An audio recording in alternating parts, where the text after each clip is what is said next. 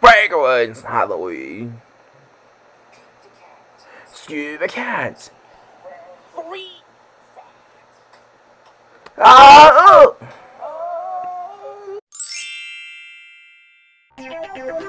Franklin's Halloween. Franklin could count by twos and tie his shoes.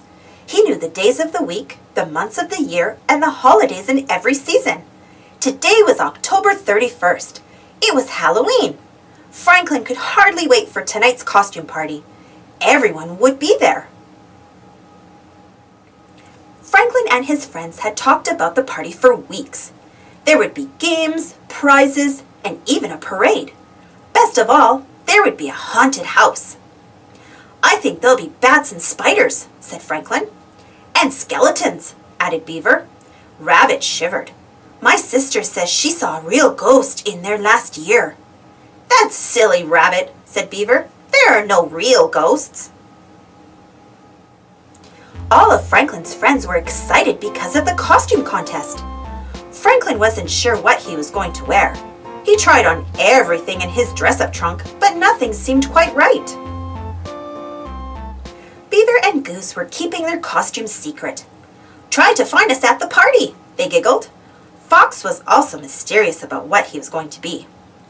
"Look for something gruesome," he said. That gave Franklin an idea. He would be something creepy.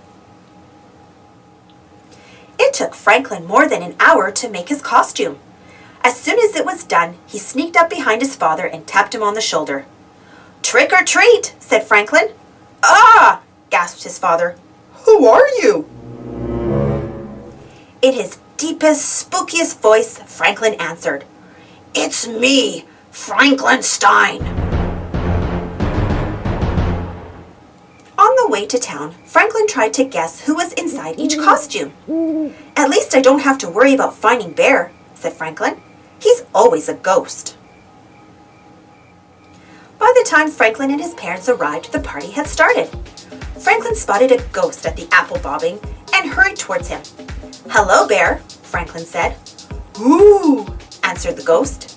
"That's good, Bear," said Franklin. "You sound really scary." Franklin bobbed for an apple, then he ran to the pumpkin toss. It was his favorite game because he always won a treat. Franklin's bag was almost full by the time the judges announced the costume contest. While everyone lined up for the parade, Franklin tried to find more of his friends. He thought he recognized Beaver and Goose, but where was Fox? They marched around the building twice.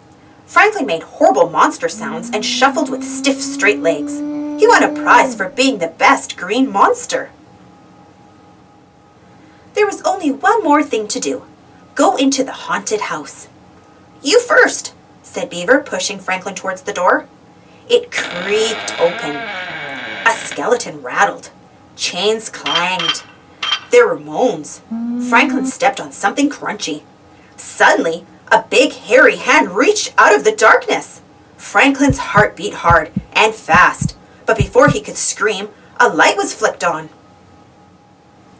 "Trick or treat," shouted Mr. Mole. Franklin looked around nervously. Then he laughed. The hairy hand was only Mr. Mole's mop. "Here's a treat for braving the haunted house," said Mr. Mole. "A ghost came before you. He got so scared he flew away." "But Bear can't fly," said Franklin. "It wasn't Bear," explained Mr. Mole. "Bear is homesick with a nasty cold." Franklin shuddered. If Bear wasn't the ghost, then who was? He ran back to his friends who were waiting in line for the haunted house. "Was it that scary?" asked Fox. "You look like you've seen a ghost." "Maybe I did," said Franklin. He told them what Mr. Mole had said. "You mean that Bear was never here?" asked Beaver. Franklin shook his head. "The ghost flew over them. It swooped low and called, 'Woo!' Rabbit twitched.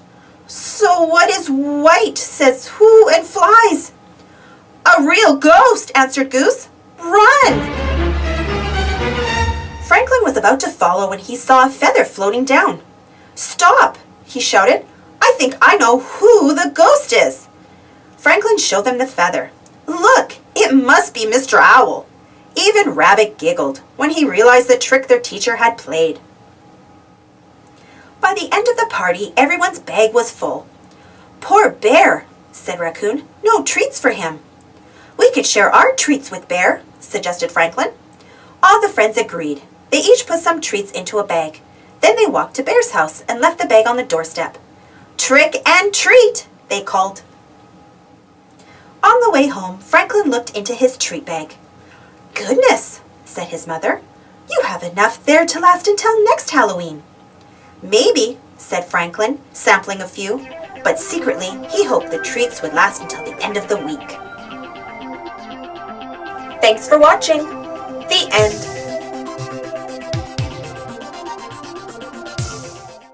The end. Huh? I see what